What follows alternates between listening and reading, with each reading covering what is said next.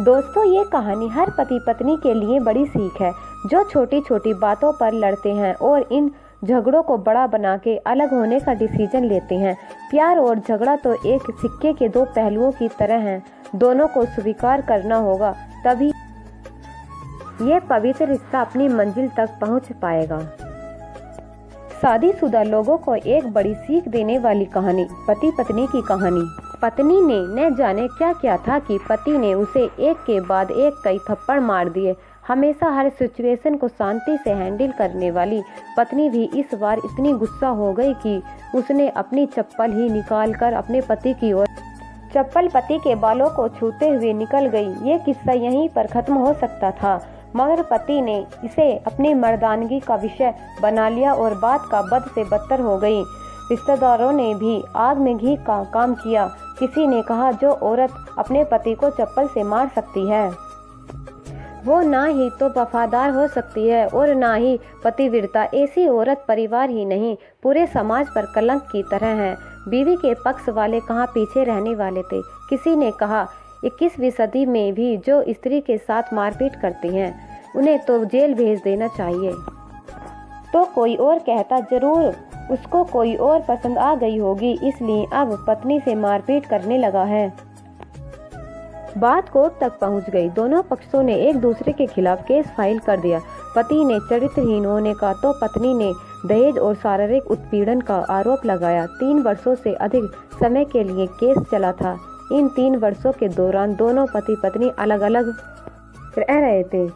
इन 3 वर्षों के दौरान दोनों पक्षों के समर्थकों की संख्या कम हो गई थी। पहले जहां दोनों पक्षों में समर्थकों का समूह होता था, अब गिने चुने लोग रह रहे थे। पति और पत्नी दोनों की आर्थिक स्थिति भी इस समय के दौरान नीचे गिर चुकी थी। जिन्हें पैसों की बात आते ही उन्होंने भी अपना पल्ला झाड़ लिया था। अगर कोई देने को राजी भी होता तो मोटी ब्याज की शर्त पर। आखिरकार वही हुआ जो सब चाहते थे, डाइवोर्स। हर कोई खुश था, दोनों पक्षों के रिश्तेदार, उनके माता पिता और दोनों के वकील। लेकिन 4 साल की खुशद शादी और एक सुंदर बेटी होने के बाद मिले इस डाइवोर्स से पत्नी मूक थी और पति शांत। शायद ये एक इत्तेफाक ही था कि इस खुशी को मनाने के लिए दोनों पक्ष के लोग एक ही चाय की पटरी पर बैठे आमने सामने। इत्तेफाक इसलिए क्योंकि ज्यादातर लोग जो एक दूसरे के विरोध पक्ष को सपोर्ट कर रहे थे वे एक दूसरे को अच्छे से जानते भी नहीं थे। पति पत्नी भी दूर एक दूसरे के सामने मेज पर बैठे। पत्नी ने पति से कहा, अब तो खुश हो गए ना, तुम्हारे मन की जो हुई है मुबारक हो, तुम भी तो आज जीत गई हो। मुझसे तलाक तो तुम्हें मिल ही गया है। पति ने कहा, तलाक को तुम जीत का प्रतीक समझते हो? पत्नी ने पूछा। पति चुप रहा। थोड़ी देर की शांति के बाद पति ने कहा, मुझे तुम्हें 6 लाख रुपए अभी और हर महीने 10,000। अभी मेरे पास पैसा नहीं है, इसलिए हमारा मतलब मेरा जो सिटी में फ्लैट है उसे तुम्हारे नाम कर देता हूँ। पत्नी बोली, लेकिन उस फ्लैट की कीमत तो 18 लाख की है। हाँ, लेकिन हमारी बेटी तुम्हारे साथ है और आगे जाकर उसके खर्चे भी बढ़ेंगे, तुम्हारे थोड़ी आसानी होगी।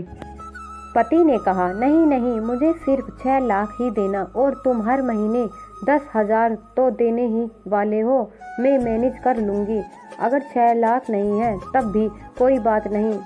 दोनों फिर से शांत हो गए। पति सोचने लगा कि कितनी भोली और समझदार है ये औरत, जो कुछ समय पहले तक मेरी पत्नी थी और अब अनजान। ये वही है जो कम से कम खर्चे में घर चलाती और पैसे बचाकर मेरे जन्मदिन के लिए, बर्थडे पर हमेशा मेरे लिए नए कपड़े खरीद लाती। कभी बीमार भी हो जाती तो पैसे बचाने के लिए मुझे मालूम न होने देती और घरेलू नुस्खों से अपना इलाज कर लेती। मगर घर में कोई और बीमार होता तो तुरंत डॉक्टर के पास लेकर जाती। मेरी ही मति मारी गई थी। मैं ही अपनी झूठी मर्दानगी के चक्कर में इतनी बड़ी गलती कर बैठा। पत्नी के दिमाग में भी उथल पुथल चल रही थी।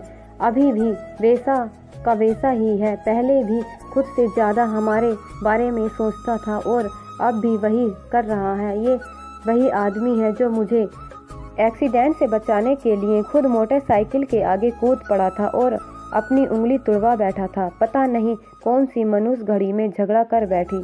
पति ने मौन तोड़ते हुए पूछा, अब तुम्हारे कमर का दर्द कैसा है? ज़्यादा तकलीफ तो नहीं होती? पत्नी हल्का सा मुस्कुराते और बोली, अभी भी होता है, अब तो पेट में भी गैस बनती है। वो तो होगा ही, तुम योगा या कसरत भी तो नहीं करती हो। अब किसी अच्छे डॉक्टर को जरूर दिखा लेना, पति ने कहा। तुम बताओ, तुम्हारा अस्थमा कैसा है अब? क्या अब भी दौरे पड़ते हैं? पत्नी ने पूछा।